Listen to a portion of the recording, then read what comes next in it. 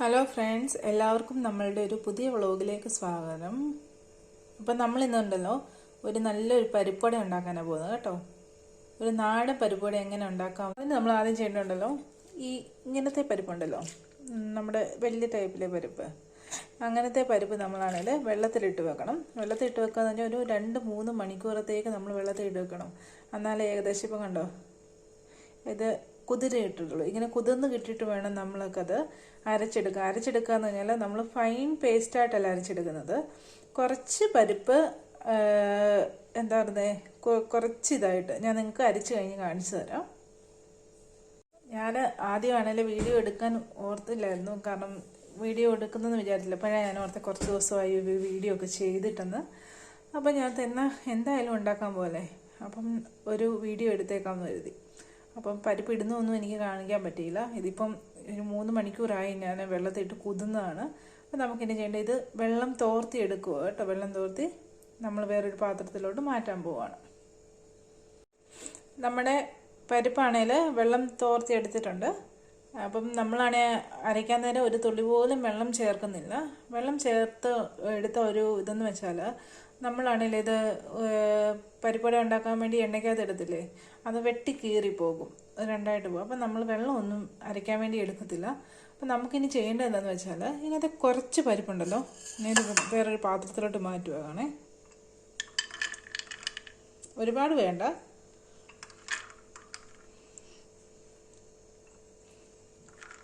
ഇതിപ്പോൾ ശരിക്കും ഞങ്ങൾക്ക് ആവശ്യത്തിൽ കൂടുതലുണ്ട്. ഞാനാണ് ഇട്ട പരിപ്പ് ഇച്ചിരി കൂടിപ്പോയി. അപ്പം നമ്മൾ കുറച്ച് പരിപ്പ് മാറ്റി വെച്ചു. പിന്നാണെങ്കിൽ ബാക്കി നമ്മൾ അരയ്ക്കാൻ പോവാണ്. അപ്പം നമ്മുടെ മിക്സിയുടെ ജാറൊക്കെ റെഡി ആക്കിയിട്ടുണ്ട്. അപ്പം നമ്മൾ ഇത് അങ്ങോട്ട് ഇടാൻ പോവുക കേട്ടോ. ലേശം ഉപ്പ് ചേർത്ത് നിങ്ങൾക്ക് അരച്ചെടുക്കാം, പക്ഷെ ഞാനിപ്പോൾ ചേർക്കുന്നില്ല.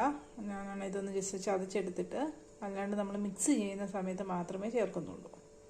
അപ്പം നമ്മുടെ പരിപ്പൊന്ന് അരച്ചെടുക്കല്ല, ഒന്ന് ചതച്ചെടുത്ത് ഞാൻ കാണിച്ചു തരാം കേട്ടോ. ചതയ്ക്കെന്ന് പറയാൻ പറ്റത്തില്ല, ഒരു എന്താ പറയുന്നത്, ചെറിയൊരു കുറച്ച് പരിപ്പ് വിട്ട് കിടക്കണം. ചെറിയൊരു കൺസിസ്റ്റൻസിയിൽ നമുക്ക് അരച്ചെടുക്കാം. അപ്പം നമ്മളാണെങ്കിൽ പരിപ്പ് അരയ്ക്കാൻ പോവാണ്. അപ്പം ഞാൻ പറഞ്ഞല്ലോ, ഫൈൻ പേസ്റ്റിലൊന്നും നമ്മൾ അരച്ചെടുക്കുന്നില്ല. അപ്പം നിങ്ങൾക്കിനി അരയ്ക്കുന്നത് ഞാൻ കാണിച്ചു തരാമേ. അപ്പം നമ്മൾ അരച്ചെടുത്തിട്ടുണ്ട്. നമുക്ക് ഈ ഒരു കൺസിസ്റ്റൻസി മാത്രം മതി. കുറച്ച് പരിപ്പിങ്ങനെ കിടക്കും. അത് നമ്മളല്ലാണ്ട് നമ്മൾ പരിപ്പുവട നിങ്ങൾക്ക് അറിയാമല്ലോ ഇങ്ങനെ കിടക്കുമെന്ന്. അപ്പം കുറച്ച് രീതി മാത്രമേ ഞാൻ അരച്ചെടുത്തിട്ടുള്ളൂ. അപ്പോൾ ഇനി ബാക്കി ഇതിനകത്തുള്ള ഇൻഗ്രീഡിയൻസ് എല്ലാം ആഡ് ചെയ്യുമ്പോൾ നിങ്ങൾക്ക് കാണിച്ചു തരാം. അപ്പോൾ നമ്മുടെ ഉണ്ടല്ലോ പരിപ്പുവടയ്ക്ക് ആവശ്യമായിട്ടുള്ള ബാക്കിയുള്ള ഇൻഗ്രീഡിയൻസ് ഞാനിവിടെ എടുത്തിട്ടുണ്ട്. ഇത് നമ്മുടെ ഇഞ്ചിയാണെങ്കിൽ കുഞ്ഞതായിട്ട് അരിഞ്ഞതാണ്. ഇതാണെങ്കിൽ സവോളയാണ്. സവോള അതുപോലെ തന്നെ ചെറുതായിട്ട് അരിഞ്ഞതാണ്. സവോള ഉപയോഗിക്കുന്നതിനെക്കാട്ടും നല്ലത് ചെറിയുള്ളി യൂസ് ചെയ്യുന്നതാണ്. എൻ്റെ കയ്യിൽ ചെറിയുള്ളി ഇല്ല എന്നതുകൊണ്ട് ഞാൻ സവോളയാണ് യൂസ് ചെയ്തത്. പിന്നെ ആണെങ്കിൽ നമ്മളുടെ പച്ചമുളകാണ് ഇതുപോലെ ചെറുതായിട്ട് അരിഞ്ഞെടുക്കണം. പിന്നെ ഞാനാണെങ്കിൽ കറിവേപ്പ് എടുത്തിട്ടുണ്ട്. കറിവേപ്പിൻ്റെ ഇലയാണെങ്കിൽ ചെറുതായിട്ട് അരിഞ്ഞിട്ടേക്കുവാണ്. പിന്നെ ഇത് വറ്റൽമുളകാണ്. വറ്റൽമുളകും ചെറുതായിട്ട് അരിഞ്ഞിട്ടേക്കുന്നതാണ്. ഇത്രയും കാര്യമാണ് വേണ്ടത്. പരിപ്പ് ഇതുപോലെ അരച്ചെടുക്കണം. അതുപോലെ തന്നെ ഇത്രയും ഇൻഗ്രീഡിയൻസ് ചേർത്തിട്ട്, അതുപോലെ തന്നെ ഇത് പരിപ്പ് സെപ്പറേറ്റ് നമ്മൾ മാറ്റി വെച്ചിരുന്നത്. ഇത്രയും കാര്യങ്ങളാണ് നമുക്ക് പരിപ്പുവടയ്ക്ക് വേണ്ടത്. ഇനി ഇത് കൂടുതൽ നമുക്ക് വേണ്ടത് ഉപ്പ് വേണം. അതുപോലെ തന്നെ ഇച്ചിരി നമ്മുടെ കായപ്പൊടിയും കൂടെ ചേർക്കണം. അപ്പം ഞാൻ ഉണ്ടാക്കുന്ന രീതി ഇവിടെ നിങ്ങൾക്ക് പറഞ്ഞു തരുന്നത് കേട്ടോ. മിക്സ് ചെയ്യാൻ പോവുകയാണ്. അപ്പോൾ ആ പാത്രത്തിൽ മിക്സ് ചെയ്യാൻ അത്രയ്ക്കുള്ള സ്പേസ് ഇല്ലാത്തതുകൊണ്ട് ഞാൻ വേറൊരു പാത്രത്തിൽ മിക്സ് ചെയ്യുന്നതേ ഉള്ളൂ. അപ്പോൾ ഇതിനകത്തോട്ട് നമ്മൾ എടുത്ത് വെച്ചിരിക്കുന്ന പരിപ്പ് ചേർത്ത് കൊടുക്കുക. പിന്നെ നമ്മൾ അരിഞ്ഞു വെച്ചേക്കുന്ന എല്ലാ ഇൻഗ്രീഡിയൻസും ഇതിനകത്തോട്ട് ആഡ് ചെയ്ത് കൊടുക്കുക.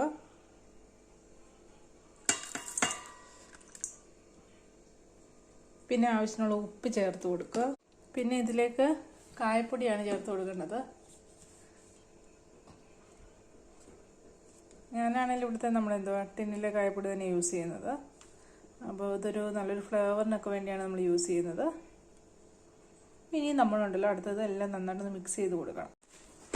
പിന്നെ എനിക്ക് തോന്നുന്നു ഉപ്പ് ആവശ്യത്തിനുള്ളത് ഉണ്ടെന്ന് തോന്നുന്നു. ഇനി ഇപ്പം നിങ്ങളൊക്കെ യൂസ് ചെയ്യുമ്പം നമുക്കറിയില്ലല്ലോ, ഓരോരുത്തർക്ക് ഓരോ പാകത്തിനുള്ള ഉപ്പാണല്ലോ. അപ്പം നന്നായിട്ട് മിക്സ് ചെയ്തിട്ടൊന്ന് ജസ്റ്റ് നോക്കുക.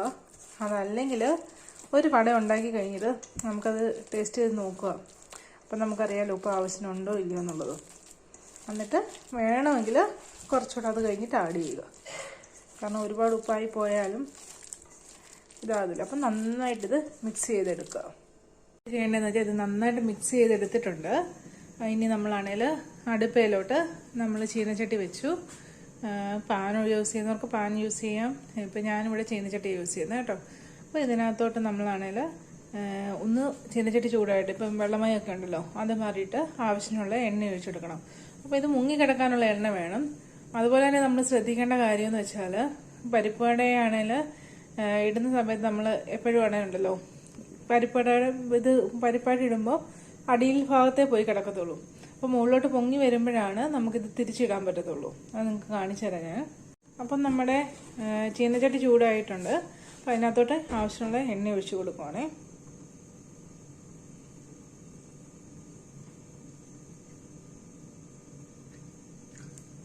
ഇനി എണ്ണയൊന്ന് തിളച്ചതിന് ശേഷം നമുക്കാണെങ്കിൽ നമ്മുടെ ഇതിട്ട് കൊടുക്കാമേ. നമുക്ക് ഈ എണ്ണ പാകത്തിന് തിളച്ചോന്നറിയണ്ടേ. അപ്പോൾ നമ്മൾ എന്താണെന്നറിയാമോ, ചെറിയൊരു പീസ് ഇതുപോലൊരു കുഞ്ഞൊരു പീസാക്കിയിട്ട് അതിനകത്തോട്ടൊന്ന് ഇട്ട് നോക്കണം. അത് താഴ്ന്നു പോകുന്നുണ്ടെങ്കിൽ എണ്ണ പാകത്തിനായെന്നാണ് അർത്ഥം. അപ്പോൾ ഇപ്പം താഴ്ന്നു പോയിട്ടുണ്ട്. അപ്പോൾ നമുക്ക് പരിപാടിക്ക് ഇടാനുള്ള പരുവമായി. അപ്പം നമുക്ക് ഇനി അതിനുള്ള പ്രിപ്പറേഷൻ തുടങ്ങാം.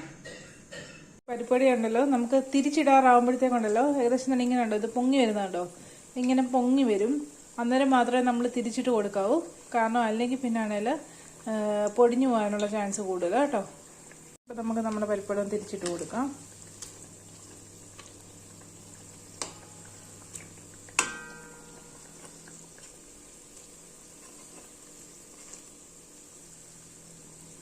ഇപ്പം നമ്മുടെ വട ഇവിടെ ഏകദേശം പരുവായിട്ടുണ്ട്. നമ്മൾ തിരിച്ചു മറിച്ചൊക്കെ ഒന്ന് ഇട്ട് കൊടുക്കണം, കാരണം എല്ലാ ഭാഗത്തും ഒരുപോലെ മൂപ്പാവാൻ വേണ്ടി. അപ്പം ഇനി നമുക്ക് ഈ വട എടുക്കാമേ. നമ്മൾ ഇടയ്ക്കിടയ്ക്ക് ഉണ്ടല്ലോ ഇത് അങ്ങോട്ടും ഇങ്ങോട്ടും ഇത് സൈഡ് മാറ്റി ഇട്ട് കൊടുക്കണം, അല്ലെങ്കിൽ കരിഞ്ഞു പോകുന്നത്. അതുപോലെ തന്നെ തീ എപ്പോഴും ശ്രദ്ധിക്കണം. തീ കൂടുതലാവരുത്, കുറഞ്ഞും പോകരുത്. അതെപ്പോഴും നോട്ട് ചെയ്യണം. പിന്നെ ഷേപ്പൊക്കെ എൻ്റെ അത്ര ഷേപ്പൊന്നുമില്ല. ഷേപ്പൊക്കെ നമ്മളാണെങ്കിൽ നല്ലപോലെ ഇതാക്കി എടുക്കുന്നതിനനുസരിച്ചാണ്.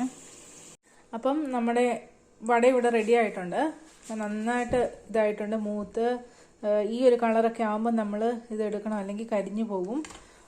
അപ്പം നമുക്കൊരു 4 മണി പലഹാരം നമുക്ക് വിശ്വസിച്ച് കഴിക്കാമല്ലോ. ഇപ്പം നമുക്ക് വീട്ടിൽ തന്നെ ഉണ്ടാക്കിയതാണെങ്കിൽ ഇപ്പോൾ കുഞ്ഞുങ്ങൾക്ക് ഉള്ളവർക്ക് നമുക്ക് കൊടുക്കാമല്ലോ.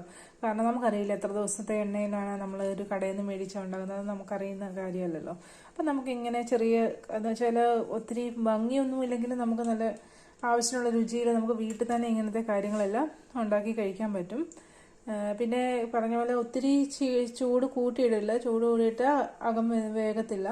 അപ്പം നമ്മൾ മീഡിയം ഫ്ലെയിമിട്ട് ഉണ്ടാക്കിയാൽ നമുക്ക് അകഭാഗവും വെന്ത് കിട്ടും. പിന്നെ അതുപോലെ തന്നെ ഇതിൻ്റെ കൂടെ നല്ലൊരു ചട്നിയൊക്കെ ഉണ്ടെങ്കിൽ നമുക്ക് കഴിക്കാൻ സൂപ്പറായിരിക്കും.